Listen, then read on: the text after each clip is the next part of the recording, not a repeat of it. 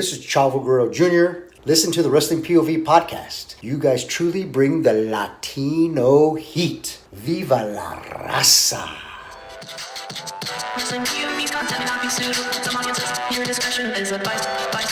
Rick, who's Marty? I don't know, man. Thoughts on Candice, LeR-eh, and the Rey Mysterio storyline? What do you suspect on this 4th of July special edition of Wrestling POV Podcast?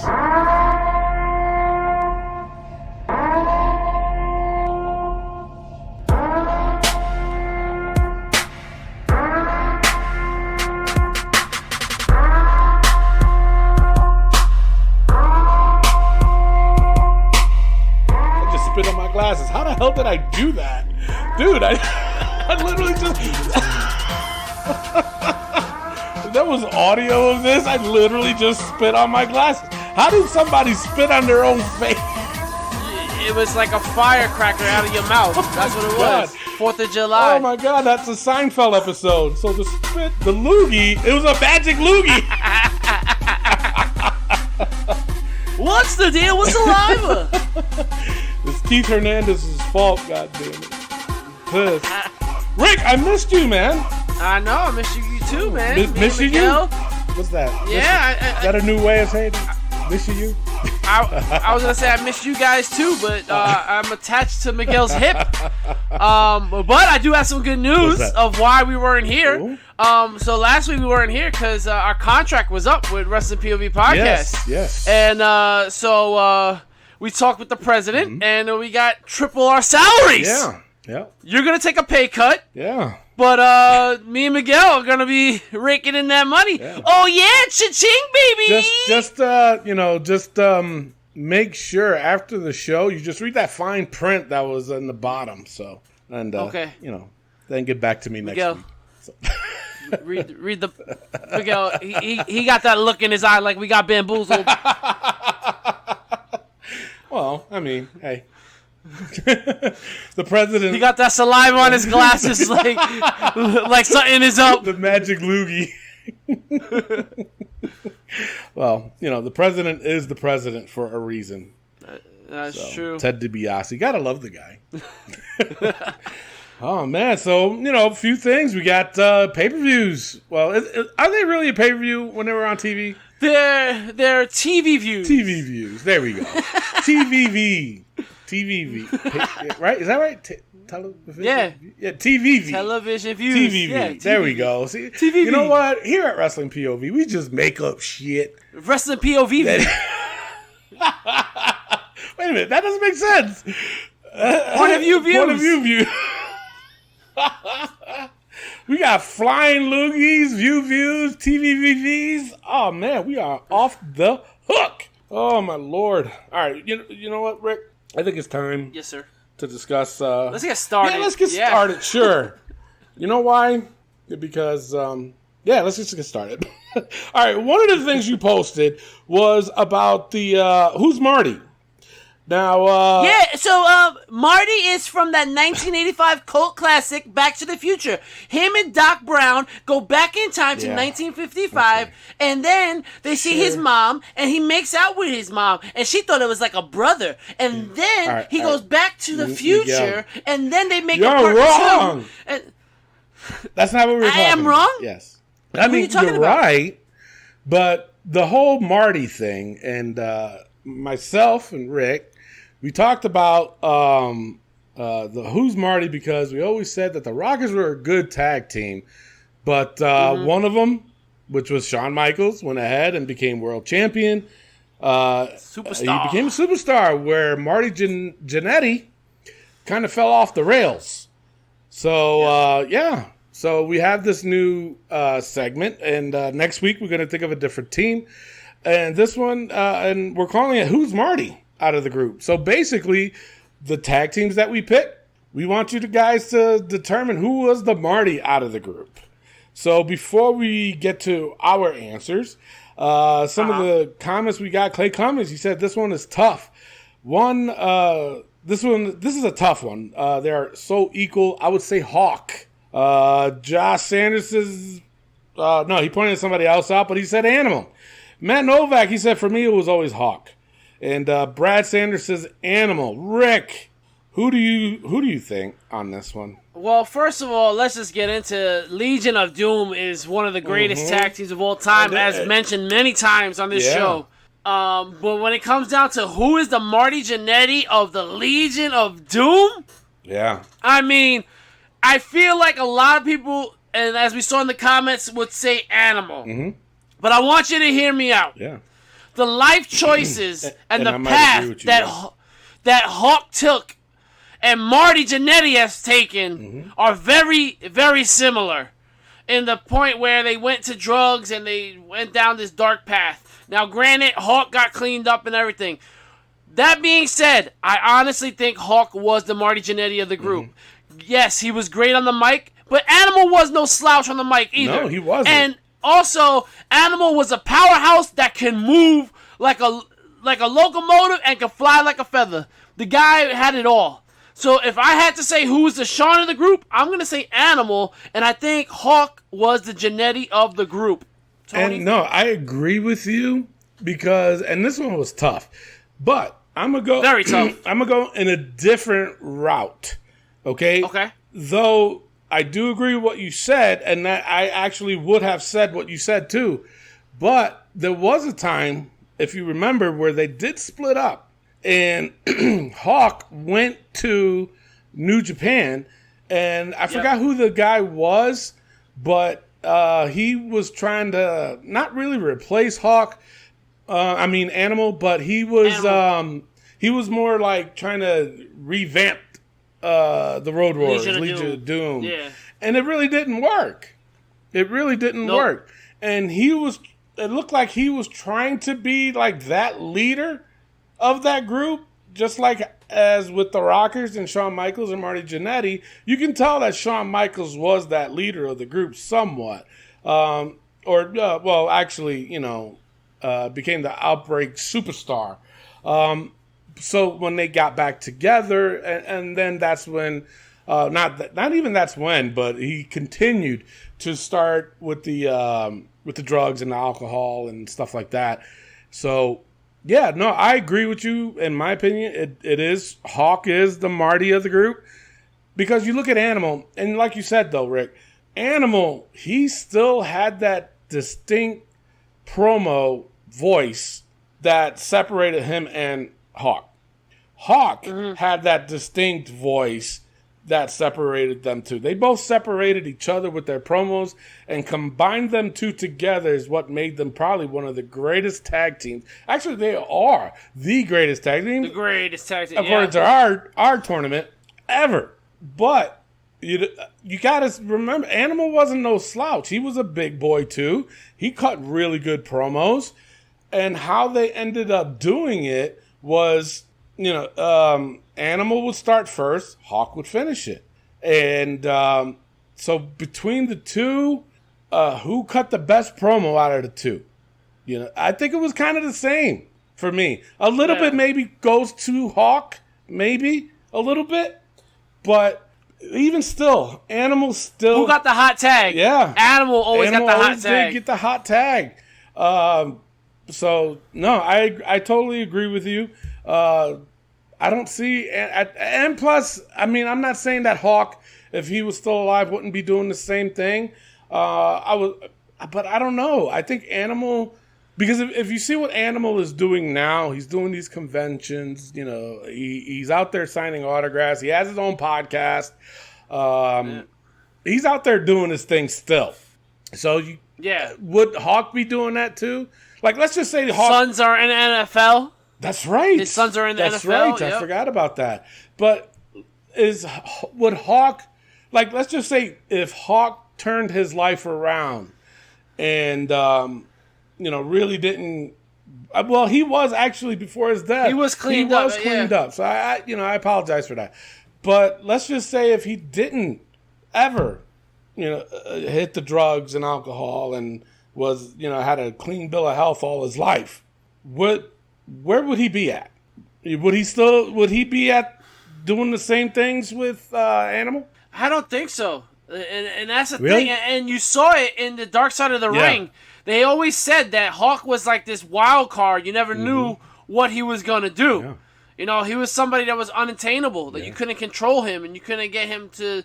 It's like whatever he wanted, he was going to do. Yeah. And that's very much like Marty Jannetty now. That's true.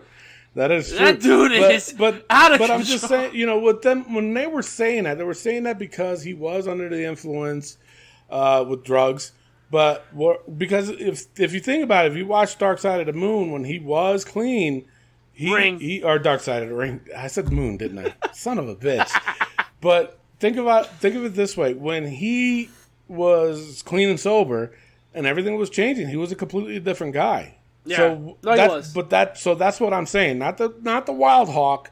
I'm talking about the clean and sober Hawk. If he was like that throughout his whole career, where would he be at now? You know, Tony, I'm going to say this, and it may sound bad to some people. I think that's what made his career. Really? The wild stuff, the drugs, the alcohol, honestly, I didn't see enough of him as a calm person, but I can tell you right now, in some cases, that stuff is what brings out those inner demons and that persona that overpowers everything. Right. So honestly, I really can't answer that. Honestly, I look at Hawk as if he was clean and sober, I don't think we have the same response from Legion of Doom. Right. That's my take on it. Right. You might be right. You might be right on that. You might be right on that. So, all right. So, any other, before we decide next week on what tag teams will be next on Who is the Marty, post it on our Facebook page, and we'll talk about it. Yeah, and you know what? I want to give you a little sneak peek because I already have one for next week. Oh, you do? And we're gonna look into Strike Force next week. So Tito Santana, Rick Martel will give you a week to think about who's the Marty Jannetty of that group. Okay, you know what? I already got my decision. Not because he was on the show, Tony. No. Do your homework. It's not because he was on the show. But I do got it. I got it. And all right. But the thing of it is it's gonna be tough. What I'm about to say. So all right. There you go, folks. But even still, if you guys have any, please send them in. Send them in, and then we'll post it as in the future. Because I want to keep going with it and see, because there's a lot of tag teams out there, and one I do want to throw in there would be the Wild Samoans. Woo, that would be tough. That one is tough. That one would be tough. So this one was kind of easy, but it was still tough at the same time. It was because we know what the people would be thinking. Yeah. Everybody, when you say who's the Jannetty or who's the Marty of Legion of Doom, everybody's going to say Animal. Yeah. But when you sit down and you think about it, Animal was just as influential in that tag team. Of course he was. As Hawk. Yeah. So. Yeah. But the Wild definitely Samoans, a lot harder. That one's tough. That one is a lot tougher. That one is tough. I would agree with you. And one team I want to throw in there too, and the fact that Xavier Woods is not there would be the New Day. That's one I want to throw out there too. So see what I'm saying? There's a lot. There's a lot out there, and I want to make them tough. I do. I want like the natural disasters. Oh my goodness! Oh my goodness! Stop, Mr. Tony. Move on, please. I don't want to hear. It is time for the Candice LeR-eh. Or Candice LeR-eh. LeR-eh. All right, Rick, why'd you post this? Listen, man, I've been having trouble watching NXT whenever Candice LeRae is on. And I just really wanted to know what people's ideas or thoughts about the Poison Pixie Candice LeRae. And before I give my POV, I know we have like some comments and stuff, so if we get those out. Yeah. Because I don't have a lot of nice things to say. So I want to see what people have to say before I go on my little rant. Clay Cummins says she isn't meant to be a heel. Honestly, a bad gimmick for her. Is he right or wrong? He's definitely he's along those lines. He's correct, 1,000% correct for the $50 man. Okay. RJ Adams says I don't believe her as a heel. Wesley Wood says Mia and her are a good combo right now. Reggie Lopez says she's softer than baby shit. Jeez, man. Oh, man. All right. That was a little rough. You know, that was a little rough. But I'll tell you this. He ain't wrong. Okay. She is terrible as a heel. All right, so go ahead. Let's hear your comment. She is absolutely terrible as a heel. I am over this. Oh. So much about the things that you choose to be. Damn. He's just laying it on you. Just laid it on you, Rick. That's your boy. He's a jerk. That's your boy. Yeah. Anyway, like I was saying. But at least he didn't play the full thing. Exactly. That's true. I think he did it on purpose because of that one part. All right. Oh, man. No, Candice LeRae is absolutely terrible. I never liked her, and I think she's even worse as a heel. This Mia Yim thing, I totally disagree with that comment about how they're really good. This Mia Yim shit is over. I'm done with that. When is that going to end? It is dragged. Yo, the poison from the Poison Pixie is now inside of Mia Yim, and it's dragging her down. It's making her look bad. Candice LeRae is not a viable heel. The thing that eats at my soul is the way she comes to the ring. She does that I don't care attitude walk, but it's so generic. It's like generic 6 entrance in the WWE video games. Like, you have your good guy, generic 5, but generic 6 is obviously a heel, and that's what she's doing. She's playing bad guy, but she's not a bad guy.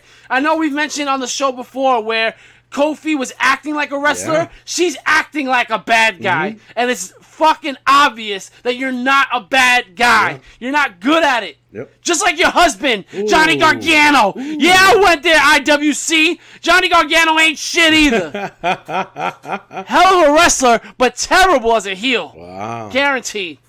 Go ahead, Tony. Okay. Candice LeRae. Well, you know, I don't know. To be honest, I still need to see more. And I'm in between on this. I agree with what you said. I do. But I'm in between on it. I'm seriously, because I don't know, maybe it's because I tune her off when I see her. That's what it is, Tony. So I probably need to pay more attention when she gets on to really cast my judgment. But it's true. Every time when she gets on, I kind of tune her off because she's that bad. So that might be it. I think that's it, Rick. That's it. Saw that problem. That was that. But no, I will keep monitoring it, and then when because she's still fresh as a heel. She's only been a heel for how long now? It's been pretty long. Is it? It's been pretty. I think it's going back into 2019. No. Yeah. Really? I believe so. If it's not, it's got to be close to January. It's like she's been doing this for a little while now. Okay. All right. I believe you. But no, but I was a little shocked with it when you post this, and you know, I was still like, there are just some people that are not good at being bad guys. I mean, no, listen, and you're right. You're right. Tito Santana, I love the guy. He cut a heel promo. It wasn't good. No, it wasn't. It wasn't. But you know what? For some people, it's easier to be a heel. Of course. For some people, it's easier to be a baby feet. Baby face. But at the same time, the people that are baby faces, they can't be a heel. They don't know how to be a heel. And for people that are heels, they don't know how to be a baby face. That's true. So in Candice LeRae, her situation, she doesn't know how to be a heel. She's trying, and you're right. We've said it many times, and then that's a perfect example that she's acting. She's not being. Yep. So we'll see what happens. I promise, as a journalist, I will pay more attention to what she is doing. No fast forwarding. And I won't fast forward, and I won't play a game on my iPad while she's on. I will pay attention, and I will be picky. I will be picky, and then if I see it, Rick, I'll call it. But if I don't see it, I'm going to call it too, and then it'll be our future discussions. So, do we have a hater comment? No? Nah. We'll be nice this week. None this week? Yeah, it's 4th of July. Nah. Why not? All right, so it is time for the wrestling news from around the world. Take it away, Rick. All right, and before we do that, let's get into some birthdays. Yahoo! All right, Scotty Too Hottie turns 47 years old. Scotty Too Hottie. Yeah. He's a paramedic. Wow. Yeah. Does he do the worm when he's doing CPR? Imagine that. Oh, man. Terry Funk.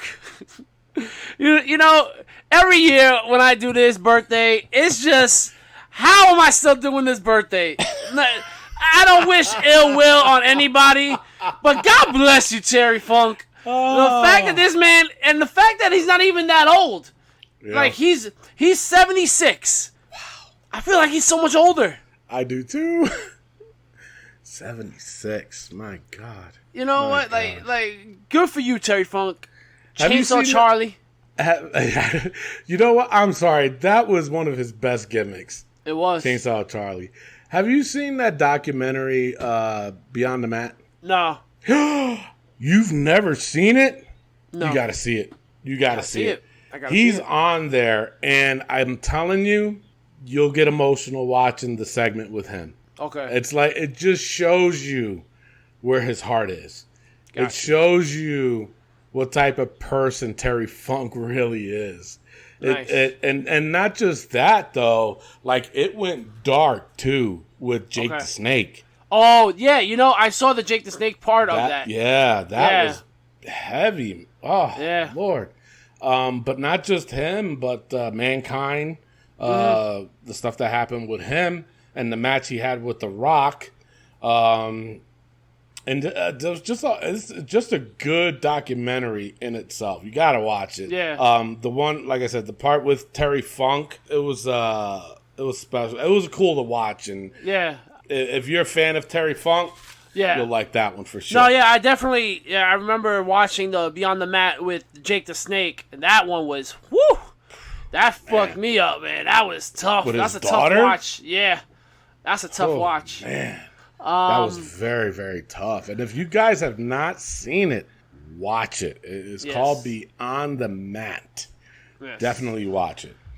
So yes, once again, happy birthday, Terry Funk, 76 years young. Yes. And of course, I wouldn't be who I am if I didn't say this happy birthday to the man, the myth, the legend, the best there is, the best there was, the best there ever will be. Bret the Hitman Hart turned 63 years young. My man. 63? He's 63. Wow. Bret Hart. Bret Hart, 63. Good Lord. Pink and black heart attack. The man, the myth, the legend. Happy birthday, Bret. Jesus. It is now time for the wrestling news from around the world.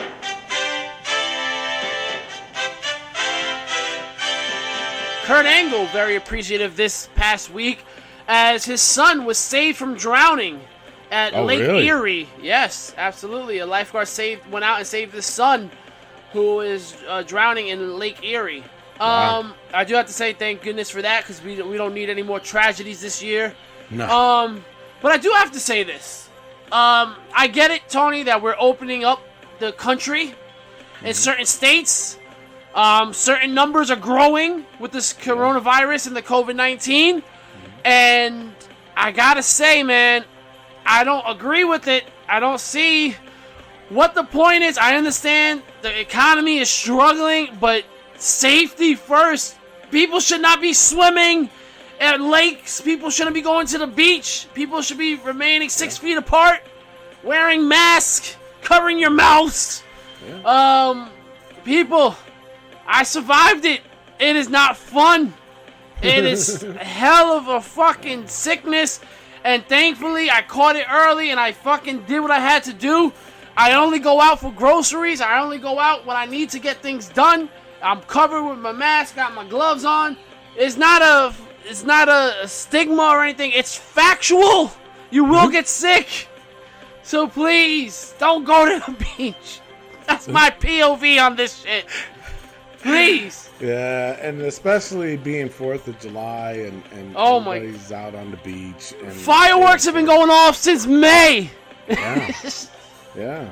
And it's Crazy. weird because here in New Mexico, fireworks are illegal, and they're out there selling them. And I think this year is the first time that they said they weren't going to sell them.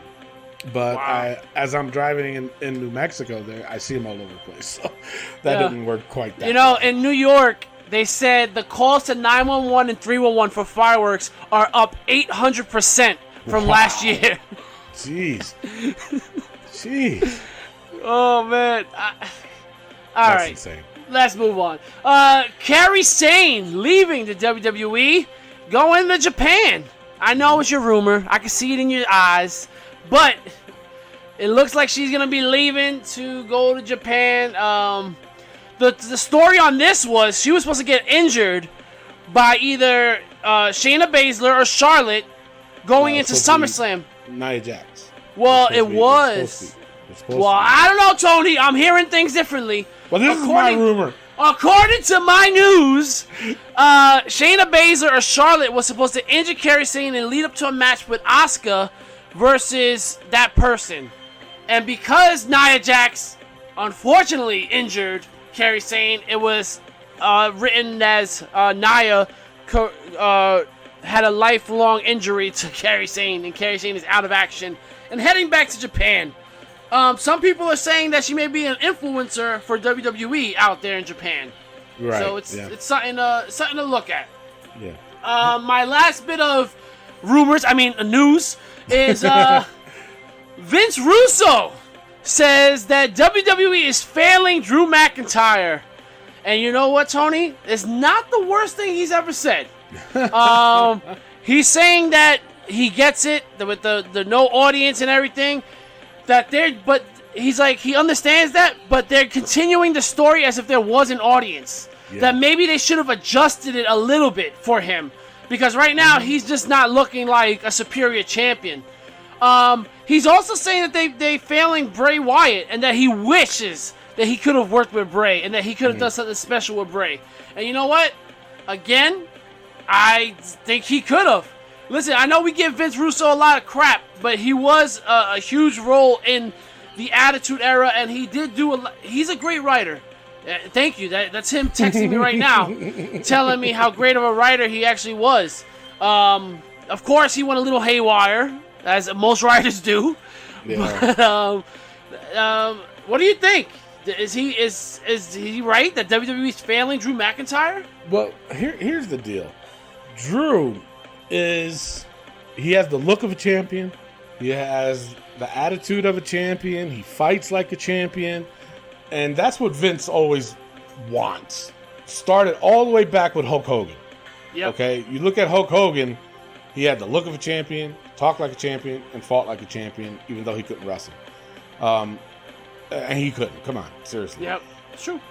Drew, on the other hand, he's tall, he's big, he can wrestle for a big guy, he can do some crazy stuff for a big guy, but it does need to be in front of a crowd. This empty crowd or semi-whatever, 30 people crowd, it's tough. It's tough. It really is. And if you're out there in the indies, you do perform in front of 30 people at times and trying to but the fact is what's different is that they're standing. I don't know why. That's crazy. And they're 6 feet apart. They got a plexiglass in between them. So that kind of kills the whole vibe anyways, in my opinion. Even though They you can't can get hear their it. chance together. They can't get the chance together. They can't. They can't. But at the same time, I don't know. For me, it just kills the vibe with all the restrictions. Even though you got people there, there's too many restrictions and it kills the vibe. You're right. I think he's right. I do. I don't think it's a poor choice for him to be champion. Of course not. No. I don't. That's probably the best choice as champion right now. Dolph Ziggler's not the best choice? Yeah. You know, now I will say this with Dolph Ziggler. He's a very, very smart man. WWE they never want him to leave Because I'll tell you this. If Dolph ever leaves WWE, he will rejuvenate himself. Yes. He will. Because wherever he goes, whether it's New Japan, unfortunately, you know what? Not even AEW. They're not. For me, AEW is not that credible yet. But if he went to New Japan and did his thing there, just like AJ Styles did, and he would be something big, I think, in New Japan. Let's just say if he left for a while, and then he came back, I'm telling you, I think he would have gotten more money from WWE than what he was being offered. And that's what WWE was always afraid of with Dolph, because Dolph never wrestled anywhere else but WWE. Yep. But anyway, it's a different story. Back to Drew. Drew is a perfect choice for Drew. Storyline-wise, I think they're doing the right decisions with putting people like Dolph. Nothing against Dolph, but that is the right choice of putting him with Drew. I think it was too early to put Drew with Lashley. That was bad. And I think that's what kind of ruined it.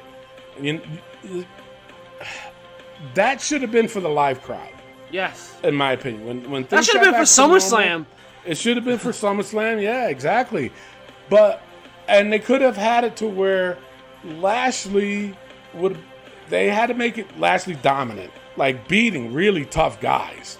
Yep. And making him look like he was just unstoppable, but they had to involve Lana, they had to involve MVP, which I'm not. I'm okay with MVP. I'm not okay with Lana. I'm not okay with either, though. That was yeah, I get it, but I think because Lashley's not a good promo guy. I'm sorry. Between him and MVP, I'd rather have MVP talk for Lashley. That's true. So but you could have had. The thing is, with dominance, you could have had Lashley just dominate people. When they go to interview him, he just smile and walk away, or just like psst, and just do that. Yeah. And there's ways around that. And there is. But MVP wasn't the right guy. He's not. I'm gonna tell you, Bobby Lashley. What if they put him with Ric Flair? No, Ric Flair is too off his rocker. I'm sorry. That guy's... he may be sober, but the alcohol's still running through his veins. He sweats alcohol. No, he sounds like a fucking alcoholic out there. Paul Heyman would be the best guy for Bobby Lashley. And that's sad to say because we're sick and tired of Paul Heyman with Brock. That's true. We need to develop new managers. How about you, Mr. Rick? Yeah, how about me? Psych! Jesus. Dick.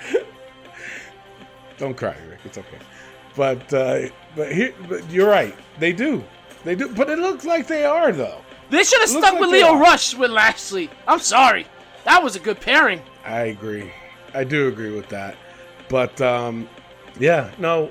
with the whole Drew situation, Drew needs to be in front of a crowd. He does. I'm sorry. A live crowd. A big crowd. The countdown doesn't work without a crowd. It doesn't. But not only that, he feeds off of it, too. Yeah. Just like how I say with Jeff Hardy. Jeff Hardy needs the crowd. He's struggling out there without the crowd. He's about to take a sip with that struggling, man. He almost did. But he is just like with Drew. But Drew's doing okay. But he does need that crowd. He really does. I agree. Onto your rumors, Tony. All right, so rumor has it that what's the guy's name from Indus Sher, the manager there? That guy. That guy posted a picture of the result for next week's. It was him that posted it? Yes. Oh my God. Yes. Yeah. So what you're saying? He posted the results of the Keith Lee and Adam Cole match.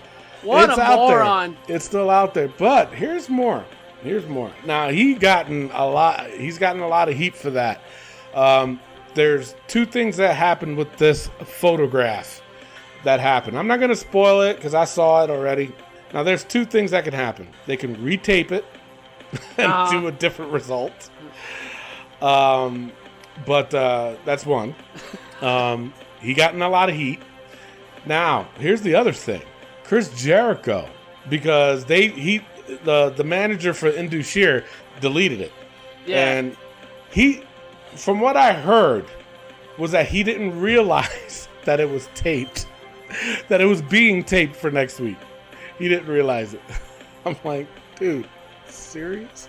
What a fool. Yeah. He's lucky if he still has a job. But so that's why but he deleted it right away when people were like, dude, what are you doing? So he deleted it right away. But of course, IWC's out there. They screenshot it, and it's all over the internet. But they were trying not to, like WWE tried hard to not have that photo out. Now, Chris Jericho, he goes on live on Facebook. I don't know if you know this. I think every Saturday he goes live, and he just shoots the shit with everybody. And so he went live earlier, I guess, and shared that photo. Jesus. Yeah. Jer. Yeah. Jer. Come on. Come on, Jer. Yeah. Jer. He posted the photo, and he was, from what I heard, was that he was trying to be like how, remember with WCW spoiled that Mick Foley? That's what he was trying to do. Come on, Jer. That's not cool. And by the way, Tony made a mistake. He doesn't record on Facebook Live on Saturdays. That doesn't happen. You listen to the Wrestling POV podcast on Saturdays. What he meant to say is that Jericho never goes on live and never talks and shoots the shit. That's what he meant to say. Yeah. Sure. So also going off of the Kairi Sane, the following thing that with Kairi Sane was that she was going to wrestle one more year in Japan. After she left WWE, she wanted to wrestle at least one more year and then retire. So interesting. Yeah, but stupid. So. Also, another rumor. There's another rumor out there, Tony. Zack Ryder apparently is doing like a little countdown and saying 18 more days, and in 18 days was Slammiversary for Impact. Yeah. So and another rumor too, Rusev. He's another one that's he's been doing or mentioning about Slammiversary too. And speaking of Rusev, do you see this Lana shit? Yeah. Where she's like, "We tricked you guys, haha, we're still married." Yeah. Yo, it's just like, what is WWE doing? You know what? Come on, I might get hate for this, but and I'm gonna be real with you, Rick. For me, Lana started to become unattractive. Yes. You agree? It's the makeup and the hair. They're doing a poor job on that. But not only that, like, for me, she's making stupid faces. Yeah. Doing shit like... Yeah, like she got a lemon in her mouth. Yeah. That. Yeah. She got a lemon. But, seriously... Yeah, no, I agree. You know what? And if people don't know what I'm talking about, do this for me. Look up a picture when she first started, and then take a picture of her now. Yeah. And tell me. Because, come on, I'm sorry. When she first came out, she was hot. Yeah. She was hot. And just to clarify, we're not judging her on her looks because of that she's a woman, but because that's her character. Her character was always the ravishing Russian or the ravishing Lana. So it's just like, now you're starting to come out. First of all, she came out with the same outfit 2 weeks in a row, and that was never Lana. Lana never did that. And now she had the same outfit 2 weeks in a row, and you're like, Lana, what's going on? You didn't get exactly. But yeah, man, I don't know what's going on with Lana. I'm not liking it. No. I'm not liking. I listened to last week's show that you did by yourself. Good job, by the way. Where does WWE think we're idiots with these storylines and canceling them and then resurging them and then no, that didn't happen, but this happened. But we saw that happen. No, but it didn't happen. you saw it wrong. Exactly. Forget about what you saw. It's like, what? Yeah, it's like, come on, man. Stop insulting our intelligence. And WWE does that a lot. Yes. They love to insult our intelligence. It's like, dude, no. No, come on. And then you do a bit, haha, we tricked you? No, bitch! Ain't nobody tricked! But you know what I noticed too? Her and Sasha, they during their promos, they were trying to be slick and promote their like social media. And Lana, because I'm not gonna lie, I follow a lot of WWE on TikTok, and they do a lot of funny stuff on there. And it's funny because Lana, you know, she's trying to get more followers on TikTok too, and she doesn't have that many. She doesn't. And it's funny because she does it with Nia Jax. She'll do it with Mandy Rose on her TikTok. They'll do like a dance thing or whatever. And who's the other one? She was with Mandy Rose, the other one. Sonya Deville. Sonya Deville. She'll do it with her and and so when I started to follow Lana and then I saw how many followers she has, I was like, wow, she doesn't have many followers at all. It was like 3,000 followers, you know. For her, that's not a lot. No, it's not. You know, so she during their interview, it wasn't really an interview. It was she was doing a segment with somebody, talking with somebody, and then she mentioned TikTok. Yeah. So she was trying to get more followers on TikTok, trying to be slick. And Sasha Banks did the same thing, but I forgot which social media she was doing. Or she was... No. You know what it was? Sasha did a promo last week, and I forgot to mention it. What was she saying that if she won the belt, she was going to call... What was she said she was going to call herself? It was like Sasha, like, you know how Bayley's going by Becky, those belts? Yeah, Bayley, those straps. Those straps. And yeah. Damn, I forgot. Sasha said the same thing, but different. Oh, my God, I forgot what it was. If you guys know what it is, then you guys know what I'm talking about. But she did that on purpose because that way, if she does win the belt, then it's a new merch for her. Yeah. It's slick. No, it is. It's slick. And honestly, I wish a lot of the wrestlers did that. So that way they could get merch. I can't wait for the merch for Bayley for the knock knock or the ding dong and just have her face opening a door. Yeah. Yo, I love. She's starting to grow. Yo, Bayley and Sasha are killing it right now in WWE. They are absolutely 3 shows and they're killing it. I like this, not Sasha, but I like this Bayley. The more talkative and the obnoxious Bayley heel than I did the emo heel Bayley. Yeah, definitely. Because oh my God, Rick, that was so bad when she would come on like. That was like Candice LeRae. I hated that. Trying to act, you know. This one is just. That is true. It's easy to be obnoxious. Yeah, you should know. Damn. Wow. On to injury. Yeah, take it away. Mickie James is cleared to return after a torn ACL. Really? Would you like to see? Yeah. Would you like to see Mickie James make a return? Yeah. Where would you like to see her? Where do you think she would flourish the most? I think Raw would be good for her because she can do a program with Liv Morgan. Okay. Because I think they're not doing justice with Liv. They're really not. Let me tell you something. First of all, she is the cat's meow. You know what I'm saying? She's in our book for a reason. You know what I'm saying? And the story that they had her go on, it was good, and then they dropped it. Yeah. It wasn't, not that they didn't drop it, but it was good. It was like they just said, okay, we're done. Yeah. And then they put her with Natalya, and then now she's, again, it looks like a storyline with Ruby. They can't make her lose. That's true. But that's why I wouldn't want Mickie to go to Raw, because Mickie can't lose. And I'm going to throw this at you. You're right. Mickie goes to NXT. They need some veteran women out there, and I think you could build her up to beat some of the younger talent, and then put her with Io Shirai. You could put her with the Blackheart.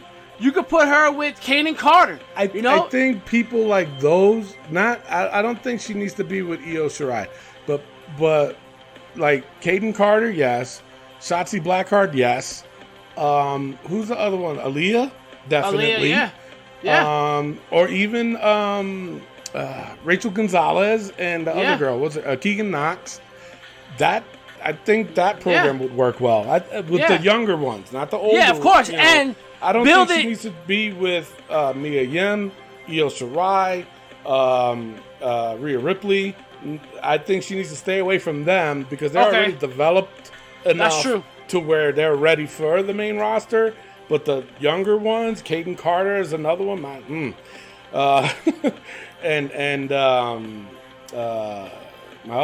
Asian sensation, Xia Li, work with her. Yeah, I see that. Build them up. I can see that working, and you develop it until a takeover, and then have Mickie James lose. You know, or you can have her win and then build it up to even further down the line where she would lose. But Mickie James, I'm glad she's back. Hopefully, they give her something to work on. You can have her working with Natalya. You know, with this whole little thing with Lana. Yeah. But also, too, to make her, I think they need to give her a bigger role backstage.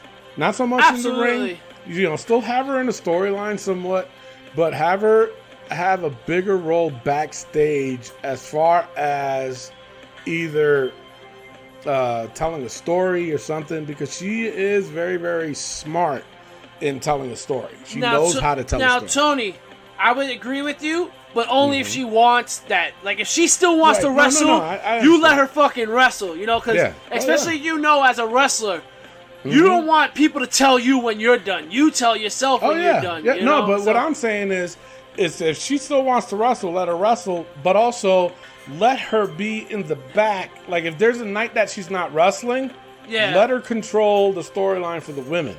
Yep, a producer, basically, as far as, like a producer, and say, all right, look, this would be good, try this. Yeah. She's like, that's the perfect role for her.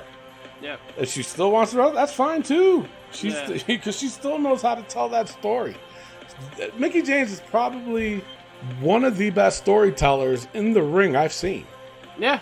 So one of the best talents they've ever had. Yeah, I agree with you.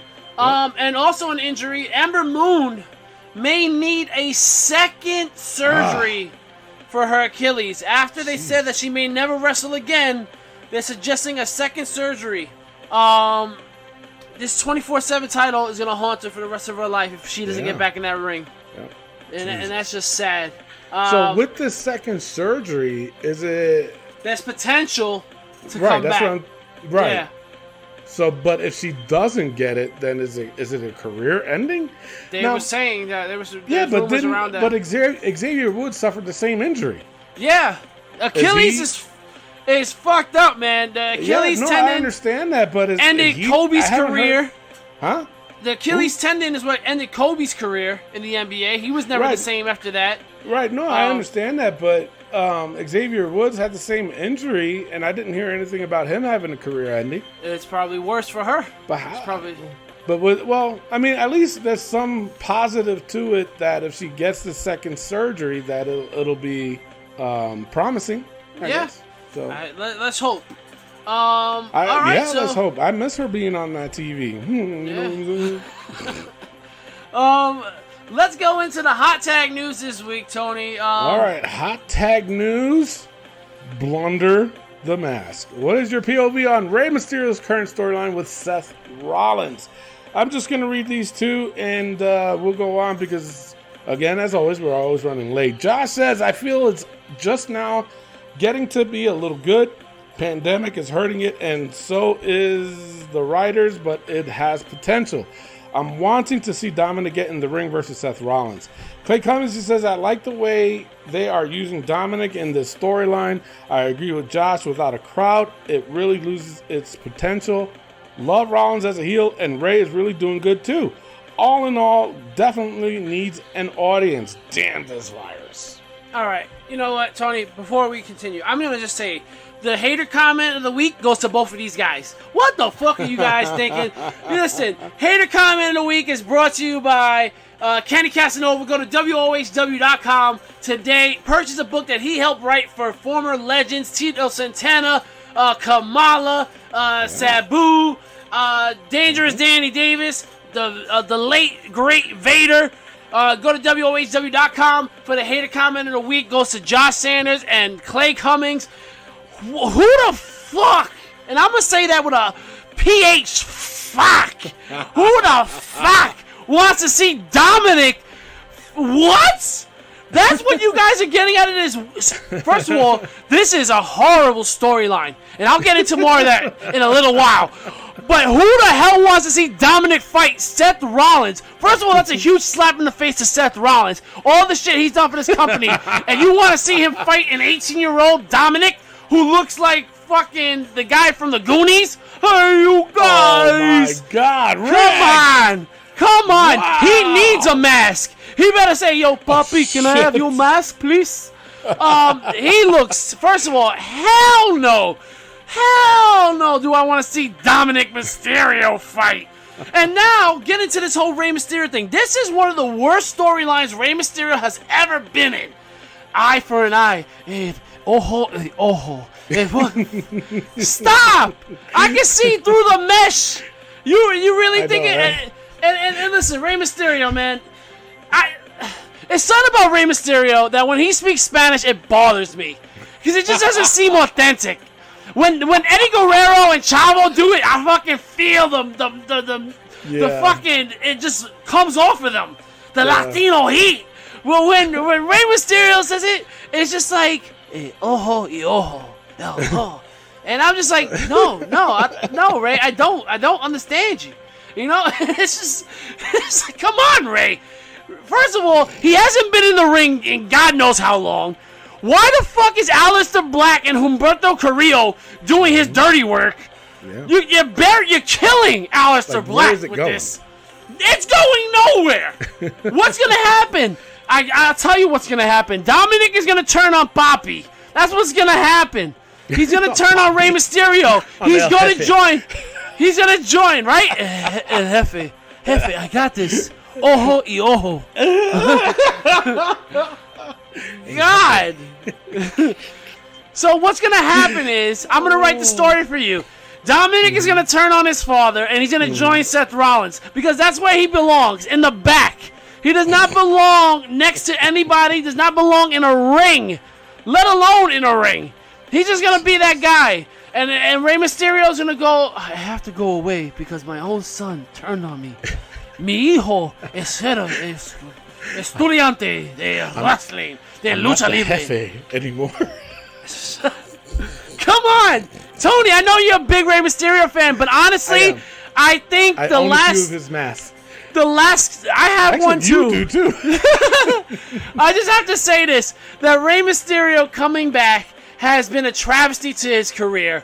Him coming back in the Royal Rumbles was good, but anything after that has just been a travesty to his career. His career, for me, is going down the drain.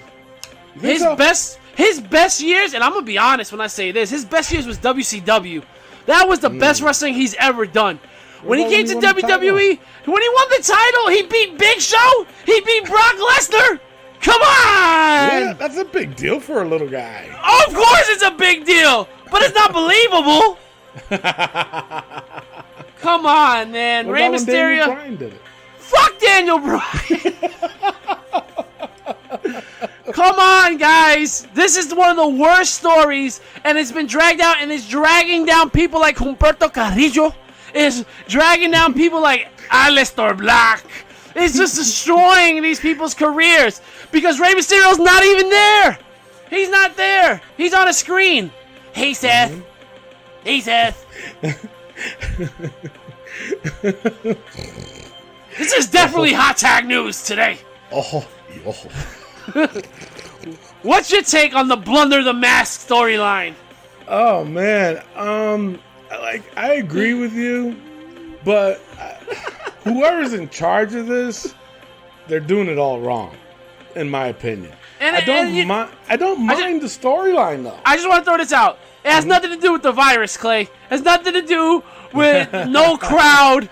This is just a terribly written story. I think it does. I think this definitely is just like how we were talking about with Drew, that Drew needs to be in front of a crowd. I think this whole storyline needed to be done in front of a crowd, and I tell you why.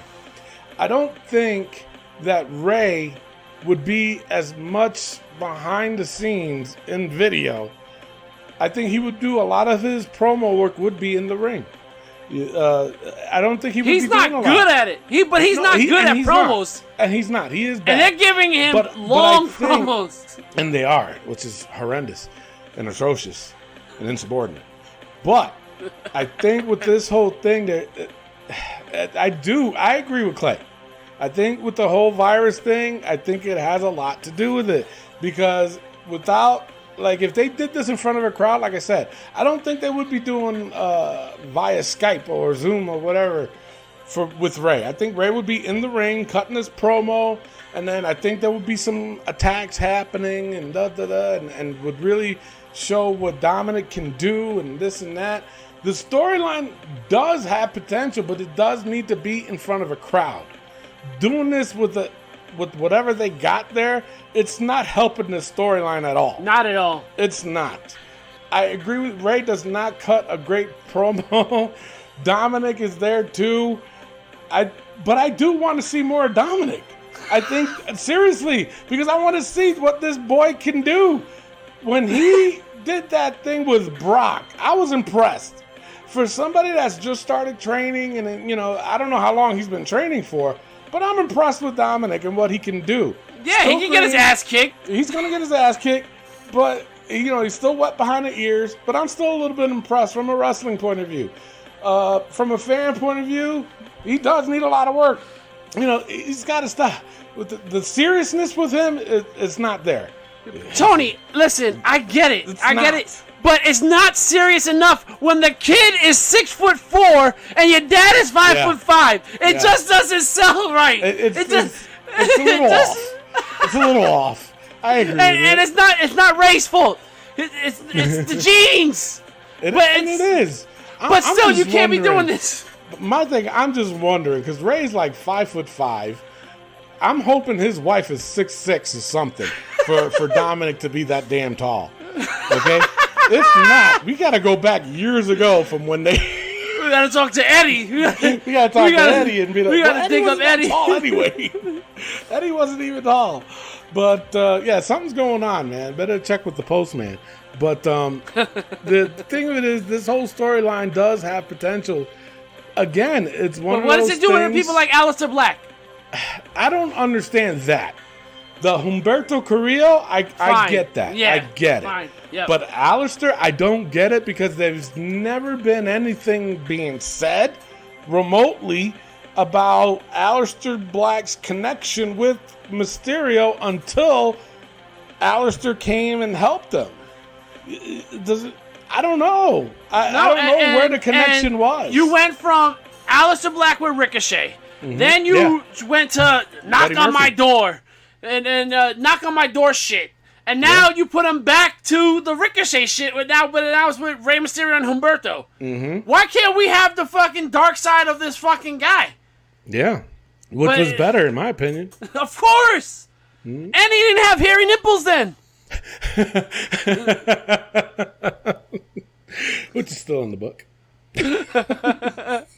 Shit it! God, man. Oh, my God. No, I somewhat agree with you, but I also agree with Clay. As this virus, it's killing a lot of storylines because you do need that live crowd. Then you know what, Tony? Reaction. Then you know what? Shut the whole shit down. If they can't produce, I mentioned that last week. Shut it down. Shut the whole shit down. Shut it down for a month. Month or 2, 3 if you have to. Shut it fucking down so we can get fucking back. Shut it down for a month. Take that month vacation. Let all these guys heal up. A lot of them should be healed up because a lot of them haven't been wrestling that much. Bobby Roode, he's a long vacation. Kevin Owens, Belair, Sami Zayn. Kevin Owens. So shut the rest of it down. Let the other guys get a break. Vince, and I heard this, believe it or not. Vince, I guess his net worth was in the billions. Like 1.6 billion, and that went up during the pandemic. It went up. It didn't go down. It went up. Before the pandemic, I could be wrong with the numbers, so don't shoot the messenger. before the pandemic, he was like at 1.3 billion, and now he's at 1.6 during the pandemic. So what's that tell you, Rick? That tells you that shut the shit down. Exactly. He doesn't need to do it. He doesn't need to do it. He's gonna make his money regardless. They can show reruns. But not only that, just imagine the revenue when you come back. Yes. The ratings when you come back. But he's just too worried about AEW. Well, I don't know if he's worried about AEW, but now let me ask you, Rick. Do you think if AEW wasn't around that they would shut it down? You know, that's a very good question. I think he would not shut it down. Even if AEW wasn't around, he wouldn't shut it down. Bastard. He's fucking greedy. He is. And listen, man, him shutting down the shit for a month or two, we're gonna still be here. We got fucking content to talk about. We do. I mean, we would have to do a couple of more Who's the Martys and tournaments. Tournaments? We've been doing a lot of tournaments. And top tens and story time. And other things. But actually, you know what? Don't shut it down, Vince. No. Keep it running. But just imagine. I mean, think of it this way. And I'm not saying he should do this all the time, but this time around it is a perfect time to do it because he's saving all these guys. You know, they're getting healthy and this and that. But what's your favorite sport, Rick? Baseball. Baseball. Yeah. Are you excited as hell to see baseball back? No, pandemic aside. Pandemic aside. Oh yeah, definitely. I mean, I love it. Yeah. So when baseball starts, you're watching it all the time. Absolutely. So then, come World Series, you're definitely going to watch it. Number one, why? Of course. Because it's the last game of the year for baseball. You know, Game 7, let's just say.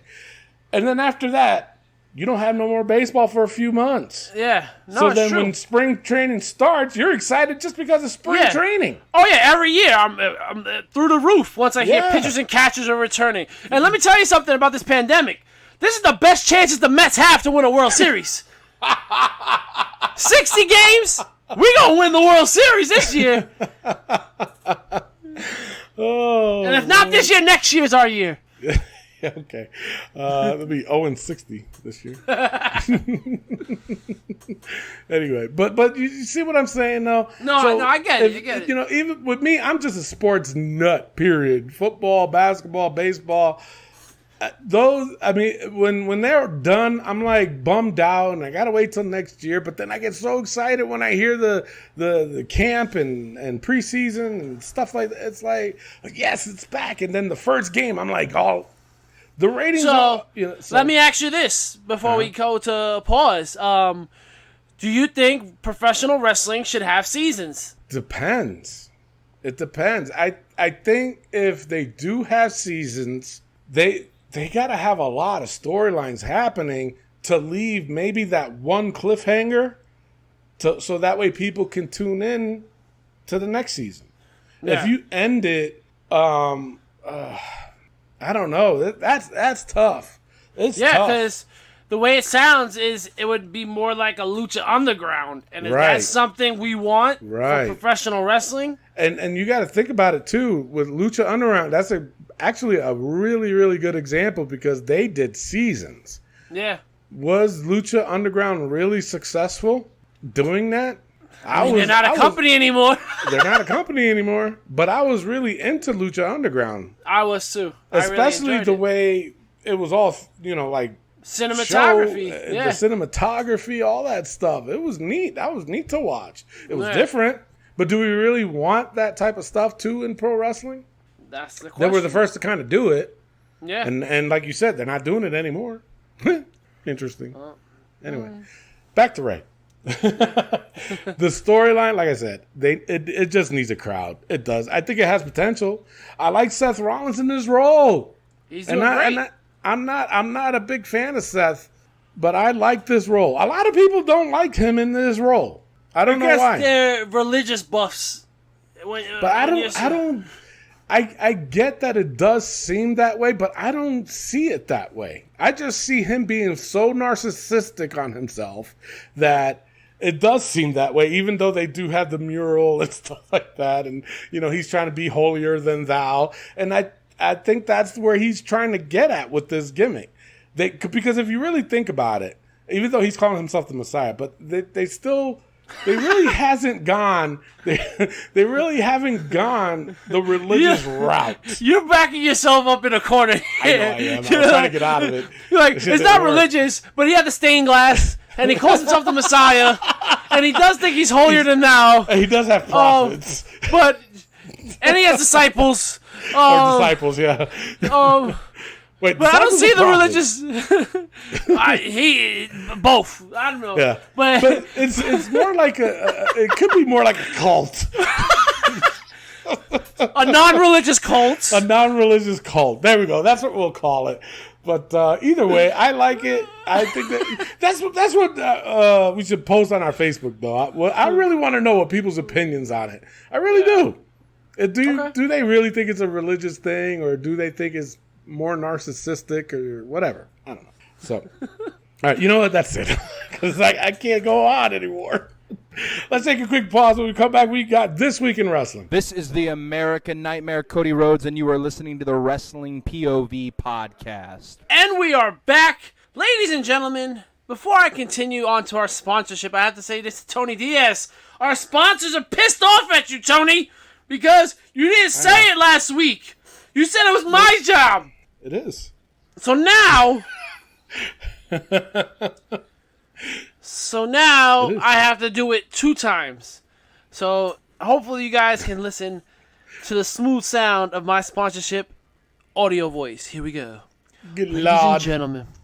and gentlemen, go to collarandelbowbrand.com. Save yourself 10% by using promo code WPOV. That is WPOV.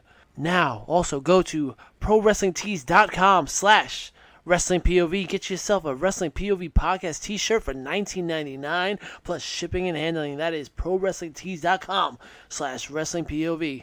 Okay, now for part 2.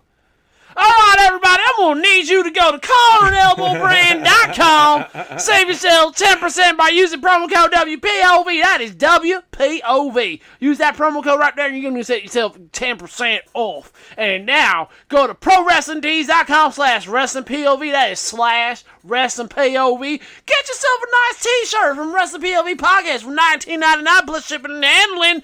You won't be missing out on much unless you get yourself a shirt at ProWrestlingTees.com/WrestlingPOV. See what you made me do, Tony? Yeah. No, I had to do it twice. Yep. All right. This Week in Wrestling. All right. This Week in Wrestling with Raw. We'll start off with Raw. Raw wasn't too bad this week. I put a lot of twos. My lowest point was Akira Tozawa versus R-Truth. I gave it a 1. I had a couple threes, though. I had Aleister Black and Humberto Carrillo versus Seth and Murphy. That was a good match. I gave that a 3. The Ricochet versus Lashley. That was a good match. Let me tell you something. It was a while since we saw Ricochet, and he shows what he can do.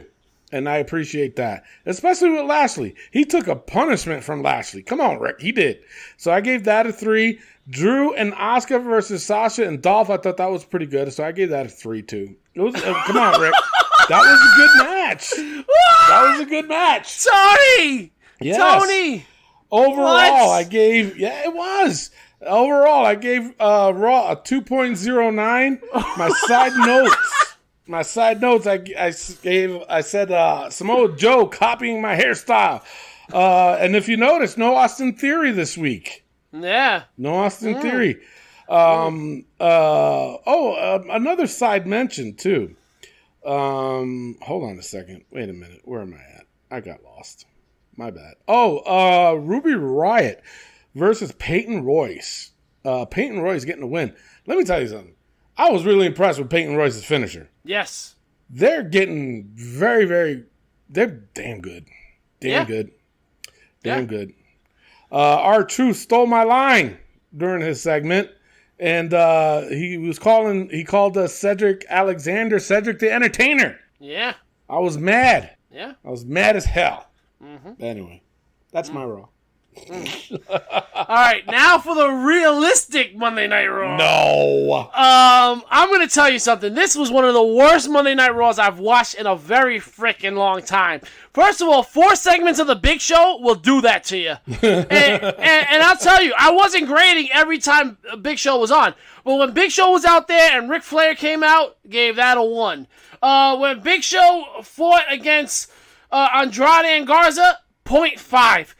I don't want to see Big Show. Why is Big Show out there? Ridiculous. And I'll tell you what, the Rollins Mysterio promo, 0.5. Truth defeating Tozawa, 0.5. I'll tell you what, though, I do agree with you. I thought Andrade and Garza defeating Viking Raiders, I gave that a 2.5. Rollins and Murphy defeating Black and Carrillo, I gave that a 2.5.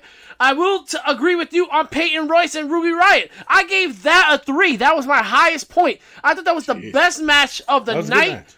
It was really good. And I'll tell you this, honorable mention, Ruby Riott and the backstage segment with the Iconics was gold.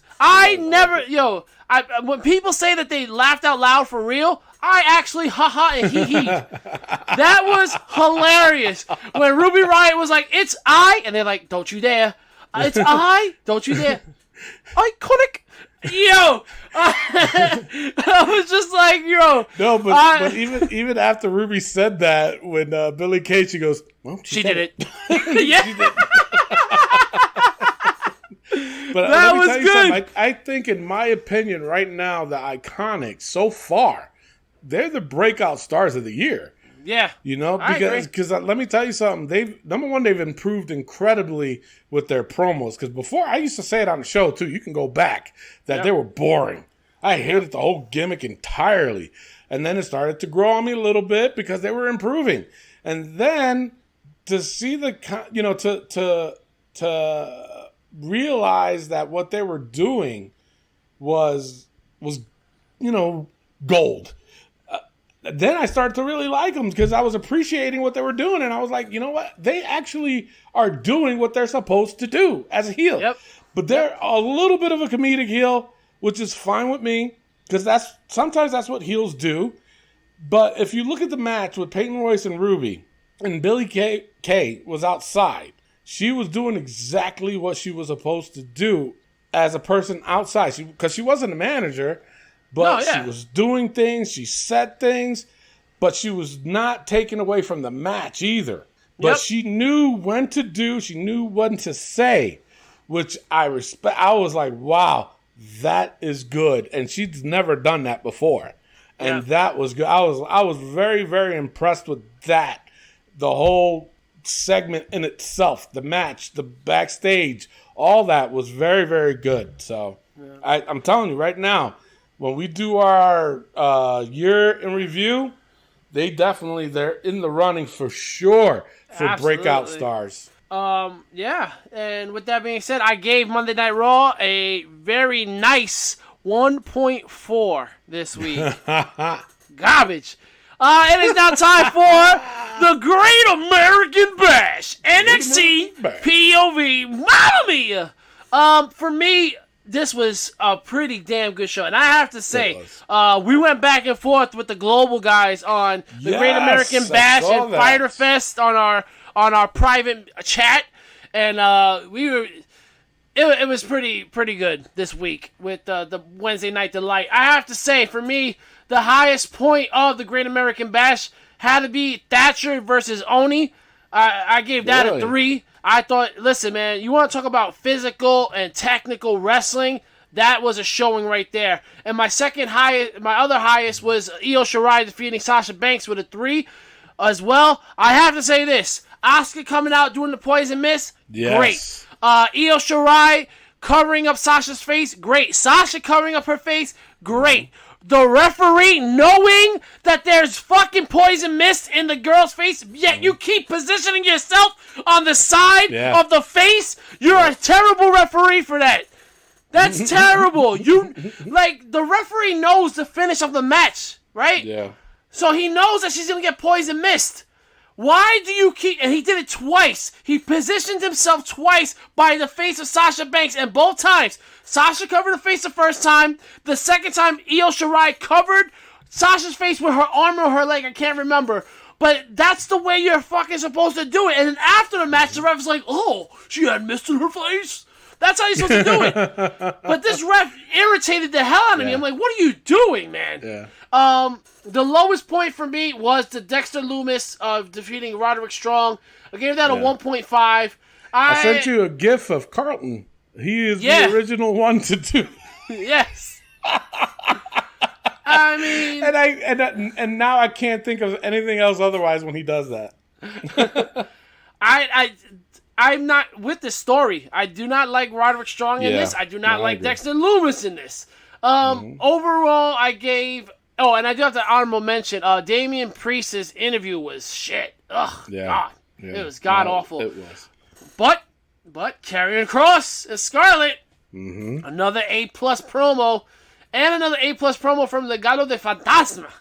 Yes. That was good. Yes. Very good. Not liking the what's his guy's name? They re-signed him. Drake Rockstar Spot. Drake Maverick. That Drake Maverick comes out with a neck brace. Like, listen, make it more realistic. Ain't nobody wearing those old ass neck braces anymore. You know what I used to do with those neck braces? I used to put them on my head and pretend I was Nikolai Volkov. That's what I used to do. Oh, man. Overall, I gave the Great American Bash a 2.4 this week. Wow. Yeah, no, I agree with you. Io Shirai versus Sasha, I gave that a 4. The lowest was the Dexter Maverick versus Roderick Strong. I gave that a 1.5. Karrion Kross, they man,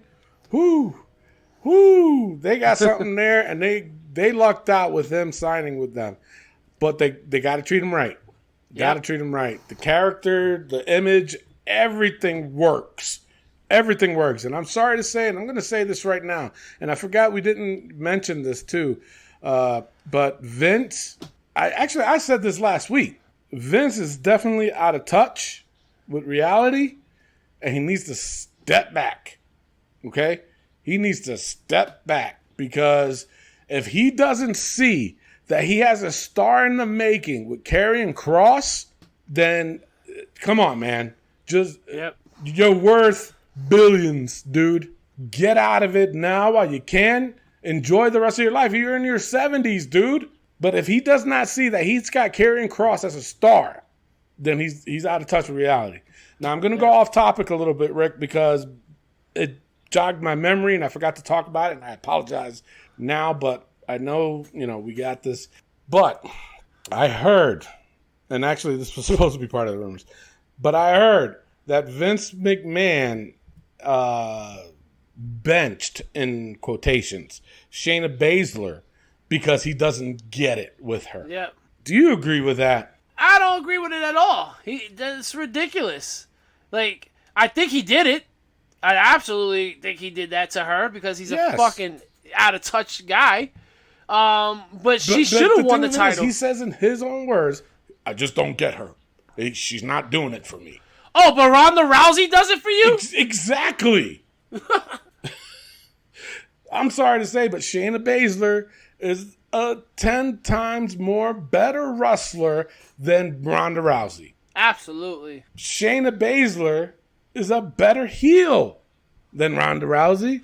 Absolutely. She is a better heel than what you got on the roster right now. I'll tell you right now, Shayna Baszler is a better person than Ronda Rousey. Jesus, Rick.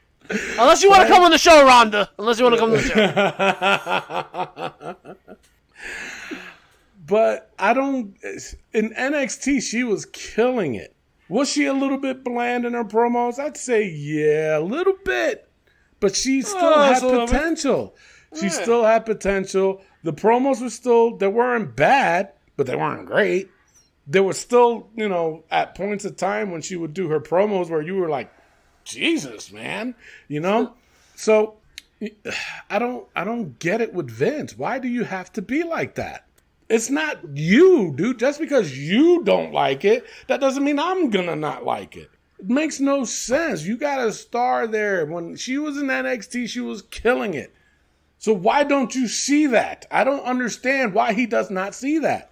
If NXT, the numbers were big in NXT and these pay-per-views and this and that, and everybody was going nuts for these stars, and then you bring them into your main roster, and then you're like, I don't get it. I don't see it. I don't want to use her. It's like, dude, really? Oh my God. He's instead pushes the same people that he has. Yep. Give me a break. Anyway. You want a Kit Kat bar, Mr. Tony? Yeah, I do. But no, I do the no sugar thing. Oh. But Karrion Kross, I'm telling you, rising star right there. Escobar, man, let me tell you something. I love that whole gimmick. I love that stable. Yep. And I kind of agree with you with the Drake. They added Breezango into this. Hopefully, I don't want this to be a comedy routine, though. I don't want this to be a comedy, storyline. I don't. I hope they don't do it, but they are going to beat their asses. And they exactly. Down. The what are they called? That group? That's something Fantasma. Legado de Fantasma. Yes. Ligo Fantasma. That one. I don't know why I went French, but but they do need to beat their asses. Destroyed them because that group right there. That's another one that they got something going with it, and I love every bit of it. My lowest point was Dexter versus Roderick Strong. I like the traditional strap matches where to win you have to hit each corner of the buckles, the turnbuckles to win. But doing it that way, I mean, they had some good spots. I thought it wasn't a bad match, but I think it went too long. The problem, and the fact that they didn't do the traditional strap match rule, which is the turnbuckle thing. So for that, I gave it a 1.5. But either way, though, Great American Bash. Is that what it's called? Yep. Sorry, I was just out of touch a little bit this week. But I did give it, where's my notes? I did give it a 2.3 this week. Wasn't that bad. And now we go into the counterpart of Fyter Fest, AEW. For me, I have to say I was very impressed with Jurassic Express defeating MJF and Wardlow. And this is a team that I'm not, all four guys I'm not high on, and I thought this was a pretty good match. I gave it a 3. I also gave a 3 to Adam Page and Kenny Omega defeating the Best Friends. I gave that a 3. And I do have to say this. Kenny Omega and Adam Page need to stop being tag team champions. Kenny Omega needs to get out of this stable and needs to go into his own solo fucking run. Mm-hmm. Kenny Omega also is absolutely dreadful on the mic. He is horrific. He is a horrific promo. Oh my God, he's bad. Mm-hmm. I did not like the ending of this match. I didn't understand why Kenny Omega is pouring out the beer. Because he doesn't drink. Okay, he's straight edge. Okay, there was no story. There was no talking about that. No. He just basically poured it out. I think he's going off of the fact that if you know who Kenny Omega is, you know he's straight edge. He doesn't drink. But again, I don't know that, and it's just like, that's what I'm saying. Like, people are watching and people are just like, why is he, he's doing that because he's being a dick. And he's a good guy. He's not supposed to be the dick. Yeah. And then the commentary doesn't help out with that. No. What's going on over here? and that, honestly, I think the worst part of this was they pulled Jericho off of commentary for this last match. Yeah. He should have been there because he's been the best piece of commentary that they've had ever. Mm-hmm. And they haven't been around for that long, but Jericho is gold. My lowest points, Cody defeating Jake Hager, gave that a 1.5. You're going to tell me nobody saw an all 6'8" Goldust run into the fucking ring? We saw this little side girl fucking slap Cody, but we didn't see this fucking 6'9" guy come and smack Jake Hager? And he gonna act like he didn't do nothing? Come on. is And then I gave a 1.5 to Private Party defeating the Inner Circle. I don't like Private Party. I don't care that they're from Brooklyn. I don't care that they went from House of Glory. I can give two shits. They're skinny little punks that don't look like they belong in the fucking wrestling ring. Yeah. And then you know what? The thing is, they are talented, though, right? They are very talented, but I want to talk about physical fitness. But seriously, they look like teenage boys out there. The Young Bucks, they're not equipped to be in wrestling ring either. They're not gym rats or anything like that. But at least they got some meat on them. These guys are like skin and bones out there. And their attire is terrible. They are the watered-down Street Profits. And I will say that to anybody's faces. IWC, AEW fanboys, WWE fanboys, anybody. They are watered-down Street Profits. And I don't care if they did it first. The Street Profits did it better. Overall, before I give my overall, Sheeta defeating Ford. Bro, let me just tell you something. What's this guy's name? Butzler, what's his name? Oh, the guy that, David Metzler. Metzler. Yeah, who gives out the fucking ratings.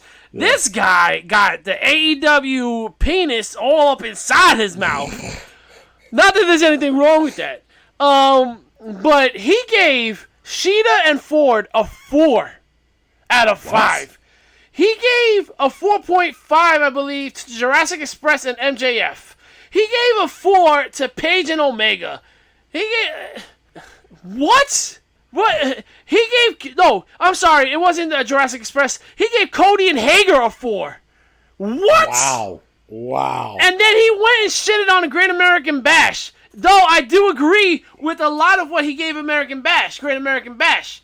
I didn't give a huge score. I gave like average scores for the Great American Bash. But for Fyter Fest, he gave 3 4s, and I think a 1 was a 4.5. Jesus, bro, you are the biggest fanboy out there. You're looking really fucking stupid. Listen, you could be a fan of AEW more than WWE. You could be a fan of WWE more of AEW. You could be a fan of both equally. But don't go you fucking giving ratings out that are just egregious and insubordinate. Exactly. And asinine and asinine. I just don't see it. Like, it's ridiculous. And I'm going to say this, Tony. I did enjoy Great American Bash, and I did enjoy Fyter Fest. And I did tell you guys that my scoring was off by 1.1 point. And you're going to laugh at mine, then. I gave Fyter Fest AEW a 2.3 this week. Wow. And I think that's a really good score. Yeah, that's funny that you said that. But, again, with me, Jurassic, the MJF match, I gave it a 2. Sheeta versus Ford, I gave that a 2. Wasn't the greatest, but it was still a little bit entertaining. Ford needs a lot of work. Yes, and I only bulked it up because I originally gave that a 1.5. And after our conversations with TJ and Elio and Ant, I was like, all right, it was a 2. Ford is not that good, guys. I'm just going to be honest. No, well, I mean, she does need a lot of work, and you can tell. I can tell in that match that she But you shouldn't have her in a TVV fucking show. True. Against the champ. I do. I agree. But the highlight for me was the Adam Page and Kenny Omega versus Best Friends. I enjoyed the match. It wasn't that bad as people thought it was. I gave it a 2.5, though. Almost a 3. It was almost a 3. But watching it as a wrestler, I was like, I saw too many mistakes, and then it made me change my mind and say, well, it's at the very least a 2.5. It had potential to be a 3.5. It really did. But my lowest was Cody versus Hager. I gave it a 1.5, and the reason, and then it got me upset because they're still trying to justify that horrendous title. Did you see that or hear that? During the match, they was still trying to justify that horrendous title. It's like, come on, give it up. Cody saw it and was like, he had the Vince McMahon syndrome, and he said, I like that. I don't give a shit what anybody thinks. And that's what it was. Made that horrendous title. And that's what you got. You heard the backlash from people where they were just like, that belt is fucking atrocious. And then you went back on your word, well, it's not really finished. But it's what I like, and I'm going to show it. You know what? That's it. Tony, we're putting it in the book. Open up the book. This ugly, atrocious TNT title is going in the book. I'm sick of it. Sick of excuses. Until it gets finished, it's going to stay in the book. Because, and we're going to put finish in quotes because we all know it's already finished. So the TNT title, you just made the book. There you go. But overall, and this is wild because NXT, I gave it 2.3. This one, Fyter Fest, I gave it a 2.2. Wow. Yeah. Same thing. 0.1 differential. 0.1 differential, yeah. All right. So with that being said, it is the Wednesday Night Delight. AEW. This one's going to be tough. It's currently behind NXT 23-12. Our guys from Global have voted. Elio voted in favor. Well, I'll go with Tom first. Tom voted in favor of AEW. Elio went in favor of NXT. I went in favor of NXT. And Tony, NXT? If I'm going by my rankings, yeah. Are you? Wait, what you guys win again? Right now, it's 2-1 NXT. And you win NXT. I went NXT. Elio went NXT. Tom went AEW. Oh, wow. Dang. But I will go off my ratings, which is NXT. All right. So NXT is going to go up double on AEW. I was going to say a double or nothing joke there, but it didn't really make sense. All right. So it is 24-12. Let's go into the SmackDown breakdown. My number one thing on the show was Matt Riddle defeating John Morrison. Gave that a 3.5. I thought it was a great match. I love John Morrison. I think he needs to split away from The Miz and go on a solo run, just like I said earlier. He needs to go for the heavyweight title, in my opinion. Yes, he does. Absolutely, he does. My lowest point was this stupid Sheamus toast. I gave that a 0.5. Anything with Sheamus and Jeff Hardy at this point is just ridiculously bad. And you know what? I just want to go through everything real quick because SmackDown was just so bad. Nakamura defeating Kofi, I gave that a 1. Big E being outside and being obnoxious. Oh my God! I'm over that shit. It is bad. Gave that a 1. Shit. Jesus. I have to say, Bayley and Sasha are growing on me immensely. Yeah. I honestly, that video was great. I love how they mocked The Undertaker. The whole thing was going great until Alexa and Nikki came out. Nikki's atrocious on the mic. Alexa's getting annoying as a face. It's not working for you, girl. No, I agree. Bayley defeating Alexa, I did enjoy, and I did enjoy that Sasha said, "Hey, Bayley, why don't you go in there and fight her?" Yes, that works. Turning the tables a little bit. But my wife did want me to mention this. What the hell was Sasha Banks wearing? What in South Florida was she wearing? Come on, girl. No idea. What in Tremont Avenue was she wearing? Come on, girl. Oh, Lord. I don't know. Come on, man. AJ defeating Gulak, 1.5. Yeah. Gulak doesn't belong there. I'm sorry. No, he doesn't. I do have to say Miz and Morrison with Corbin backstage. That was good. I enjoyed that. Yeah, that was but Matt Riddle interview in the beginning where Michael Cole's like, Matt, why bare feet? Shut the fuck up, Michael Cole. And you know what? Tony, open up that book. Michael Cole's foot fetish is going in the book. Oh, my God. Oh, God. Michael Cole's foot fetish! You just made the book! Overall, I gave SmackDown a 1.8. Ridiculous. Terrible. Wow. No, I agree with you. The most entertaining part for me was the Matt Riddle versus John Morrison. I do agree with you that he does need to go out solo. He needs to go away from The Miz. That match, though, I gave it a 2.5. again, this was the same thing. I was going to give it a 3, but when he lost, it went to a 2.5. Okay.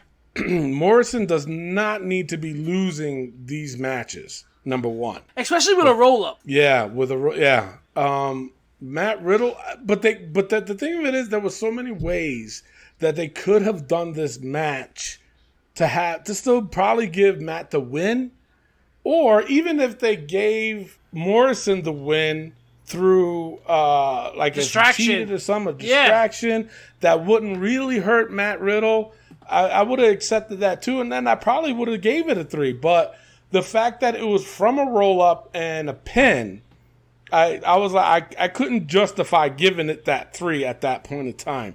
The lowest point was the Sheamus promo. That whole thing, I thought this ended at the last pay-per-view. Yep. Apparently it didn't. Where are they going to go with this? That's my question. Where? I don't know. Where's it going? And some fucking House of Horror shit. Where the fuck did that come from, Tony? Yeah. When I was listening to the show last week, I said, what the hell is this House of Horror nonsense? And I'm like, what is this? Yeah, and apparently they're going to start filming that next week. So that's going to already start happening. Bray's got a lot of input in it. Please don't get any input from Braun because he wouldn't know what to do. But this whole thing, I don't know. I hope they do justice with it as far as having it as a cinematography. but Cinnamon Toast Crunch? Cinnamon Toast Crunch, yeah, boy. But I don't know. There's something off about it that I can't pinpoint right now. But once I do, you know damn well I'm going to talk about it. But you wanted to put something in about Braun, too, I heard. Yeah. So last week, you missed it. Braun Strowman's nipple piercing returned. Yeah, I mean, I didn't miss it. I saw it. It's just that I would have felt odd, a grown-ass man talking to himself about another man's freaking nipples. Not that there's anything wrong with that. But with that being said, for me it Braun's nipple piercing, you just made a book again. Again, yes. But what are your thoughts on this whole storyline with Bray and Braun? It's stupid. Yeah. Bray needs to win, and they're not going to have him win. Probably they can probably have the demon. He's going in as the old Bray Wyatt. I don't think he's going to go in as the Fiend unless, and this would be cool. Like towards the end of it, of this House of Horrors, is that what it's called? Yeah. It's a swamp. It's the Bray Wyatt swamp match. Okay. But the House of Horrors is like a whole. It's the pay-per-view in whole. That's. Oh, okay, gotcha. But no, I could have sworn he did that with Randy Orton. A House of Horrors. He did the House of Horrors, but yeah, he did that. But like towards the end of the match or something, like the Fiend comes out, and that's who pins Braun. You know what would be good is if Eric Rowan returns. Ooh, yeah. Yeah, he's been awfully quiet. Well, he's been released. Well, yeah, I know he's been released, but even with the other guys, at least we've heard something. Yeah. So maybe. What is it? Carl Anderson and Luke Gallows, they're going to TNA, I heard, or Impact. They're mentioning that they're going to be at Slammiversary. Yeah. Oh, yeah, I heard that too. And somebody went to New Japan, I heard. I forgot who. I got to dig more into that. But, yeah, I don't know. There's something's off about this. Braun, in my opinion, needs to stay away from the damn mic. He really does. Yeah, he does. He's horrible. SmackDown wasn't too bad, though, but I did give it a 1.8 this week. All right, same thing as I did. It is now time for Raw. Yes, Raw versus SmackDown versus NXT. Raw currently is ahead 6 to NXT's 4 to SmackDown's 1. Tony, I have to say that Raw was the worst show this week for me. SmackDown was in the middle, even though it was as equally as bad. But I have to give it to NXT this week. I think they gave us the best all-around show. And I think for the next 2 weeks, including next week, they're going to have the best show because of this whole Great American Bash thing going on. Yeah. I think because AEW's going head-to-head with them, that is the reason why. But do you think the spoilers might kind of ruin it a little bit? I mean, I'm not going to see the spoilers. I mean, I already saw it. No, I don't think it's going to be a huge issue. It depends. I mean, WWE had one of its highest ratings when they did know that Mick Foley was going to win the title that year. I know, right? So I think for me, NXT had the better show this week. What about you? Yeah, well, my order is a little bit different. I had NXT first, then Raw, then SmackDown. But, from my ratings, though, I had NXT winning big. But between Raw and SmackDown was a little bit close. SmackDown with a 1.8 and Raw with a 2.09. So it was pretty close with that. But I think Raw was in the middle between the two. But yeah, NXT for sure this week. All right, so NXT is creeping up on Raw. Raw has 6 to NXT's 5 to SmackDown's 1. Tony, you also wanted to mention the ratings of the shows for WWE and NXT. But I can tell you this. The ratings. NXT did beat out AEW this week. Yep. And Chris Jericho, our good friend Jer, went and became a hater. Yes. Saying, no, well, not those ratings. We actually care about the ratings from 18 to 35, and those ratings we won. So those are the ratings we're talking about. Yeah, no. So now you're changing things up. You know why he was saying that? Because of the match the segment with him and Orange Cassidy was the lowest segment or lowest rating in that AEW had. Of going up, and it was supposed to close out the show or something like that, and it was the lowest part of the show. I mean, that's why come he went on, out like that. Why would you think Orange Cassidy should be in the ring with Chris Jericho? Yeah. Let's be real. I'm a fan of Orange Cassidy, but he should not be in the ring with Chris Jericho. Yeah. That's a slap in his face. By the way, in England, he's stuck. Oh man. No, but I agree with you. I mean. Orange Cassidy, now he's starting to grow on me too.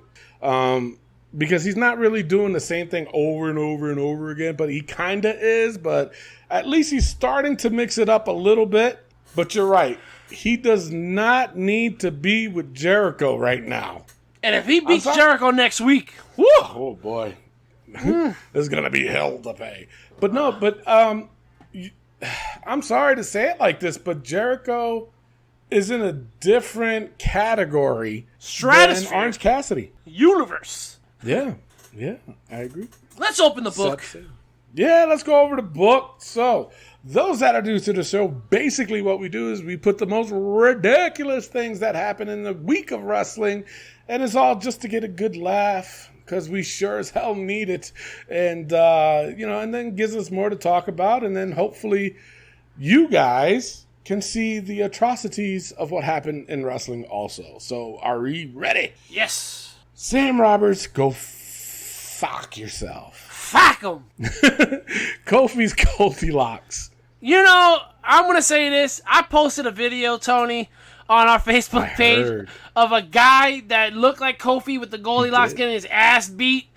And I automatically started getting attacked. That's not Kofi. That's egregious. That's ridiculous. I'm a comedian, and I don't find this funny. And I just took it down. I'm just like us, and I'm just trying to be funny. And you guys are attacking me. You know what? Forget about it. But Kofi Kingston, fuck him. All right. Garza's cousin Speedos. You know, that's another thing they're dropping. Not his pants. Andrade and Garza could be a great tag team, and you guys are splitting them up. Yeah, but why are they? But they did that angle already. Twice. That's what I'm saying. They did it already, and then now they're trying to do it now again. It's like, stop. Just keep them as a tag. Let them get along. Jesus Christ. Liv Morgan's cage wedgie. All right. Coronavirus. We're still struggling. The struggle is real. Jeff Hardy's 1-gallon dehydrated piss jar. I think that is the longest one we have in here. Besides the one I put in last week. Let's keep it a little longer. 2 gallons maybe? No. Kenny Omega shorts. We can take it out. I'm done with Kenny Omega. You want to take it out? Yeah, I don't want to talk about him. You know what though? He is an odd He's losing character.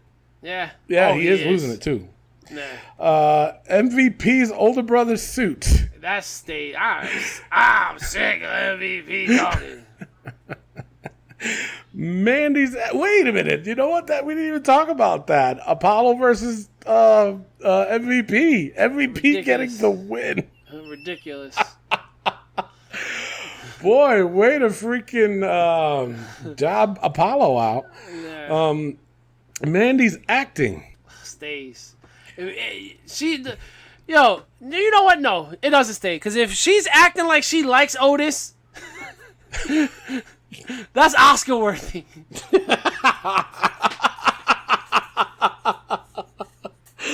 Wow, so it's coming off then. Yeah.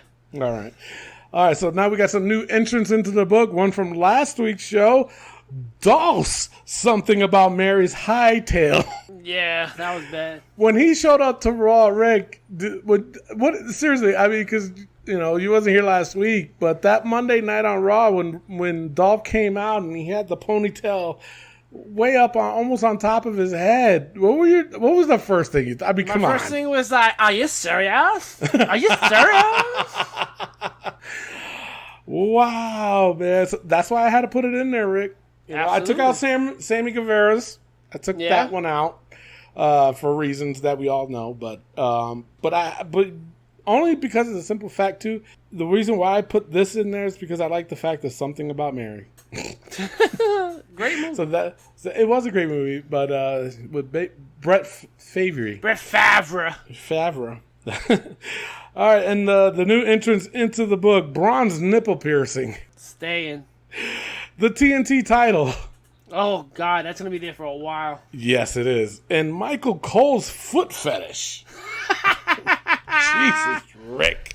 Oh, man. Wow. And the thing with this, I didn't even realize it until you just said it. I was just like, wow, yeah, it does kind of sounds like that.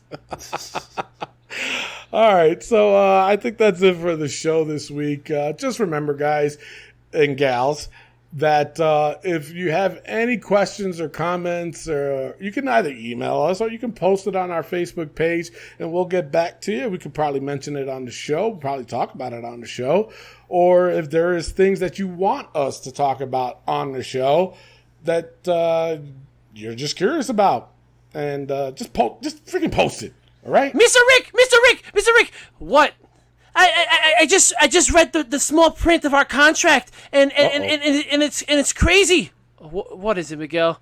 Okay, so you know how it says that we're getting 3 times our amount? Yeah, that's not what it says. What does it say?